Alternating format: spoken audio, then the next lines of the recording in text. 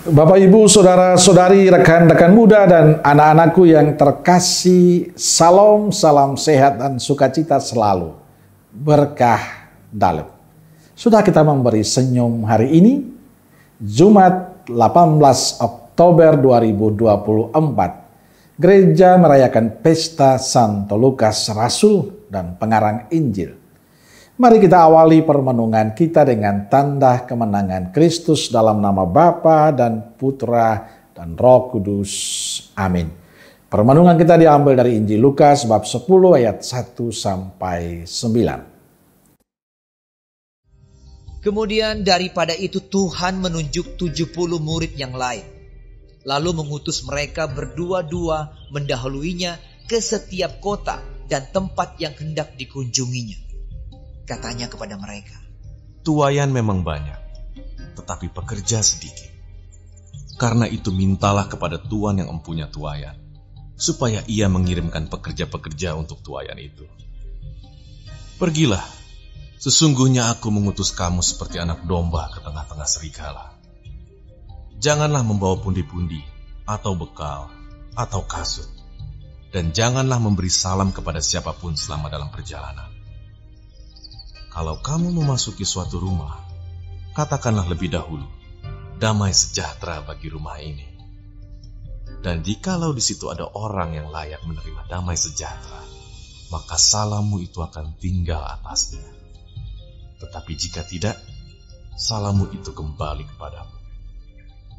Tinggallah dalam rumah itu, makan dan minumlah apa yang diberikan orang kepadamu, sebab seorang pekerja patut mendapat upahnya. Janganlah berpindah-pindah rumah. Dan jikalau kamu masuk ke dalam sebuah kota dan kamu diterima di situ, makanlah apa yang dihidangkan kepadamu dan sembuhkanlah orang-orang sakit yang ada di situ, dan katakanlah kepada mereka, kerajaan Allah sudah dekat padamu. Saudaraku yang terkasih, Injil bercerita tentang Yesus menunjuk 70 murid, lalu mengutus mereka berdua-dua mendahuluinya ke setiap kota dan tempat yang hendak dikunjunginya. Perutusan para murid menjelaskan pada kita bahwa panggilan itu adalah melulu kehendak Allah. Allah yang menghendakinya. Ia yang memilih dan mengutus setiap orang untuk terlibat dalam karya penyelamatannya. Allah memilih mereka dan mengutus mereka untuk mewartakan kabar baik Tuhan. Menariknya, para murid menanggapi perutusan Allah itu dengan tekun dan setia. Mereka pergi sesuai yang dikehendaki Allah. Mereka menjalani panggilan dan perutusan itu sesuai rencana dan kehendak Allah. Bukan rencana diri mereka sendiri, bukan kehendak mereka. Bapak, Ibu, Saudara-saudari, dan rekan-rekan muda dan anak-anakku yang terkasih. Panggilan untuk melayani Tuhan adalah anugerah dari Allah untuk kita. Allah yang merencanakan semuanya. Karena itu setiap kita yang dipanggil, entah saya sebagai imam, biarawan-biarawati, dan Bapak Ibu yang terlibat dalam kehidupan gereja, hendaknya menyadari pelayanan kita adalah pelayanan yang dikehendaki Allah. Maka kita memiliki hati yang siap sedia, rela tanpa paksaan, memiliki sikap terbuka pada rancangan dan rencana Tuhan. Panggilan melayani Tuhan menuntut kesediaan dari kita untuk melayani seturut kehendak Tuhan, bukan kehendak diri kita. Panggilan kita adalah kehendak Tuhan pada diri kita, bukan kehendak dan kemauan kita sendiri. Karena kita dipanggil oleh Tuhan, maka tugas kita adalah menjalani misi Tuhan, bukan misi kita.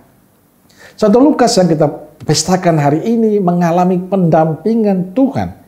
Allah memanggil dia, dan dia setia menjalani perutusan Tuhan.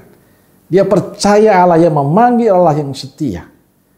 Karenanya Lukas begitu bersukacita membagikan pengalamannya dalam kisah-kisah Injil dan juga kisah para rasul.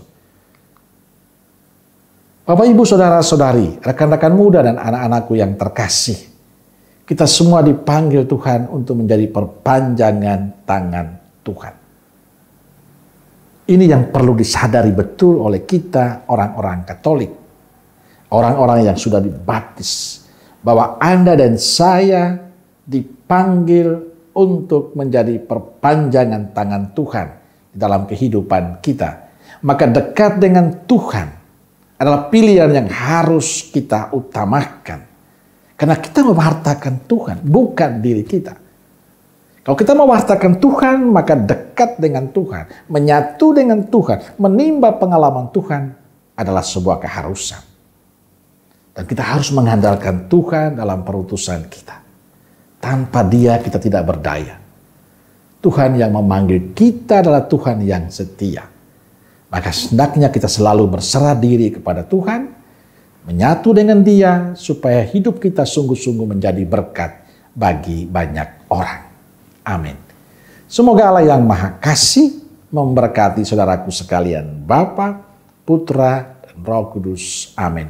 Roh Kudus Nazaret, doakanlah kami. Amin. Berkah dalam.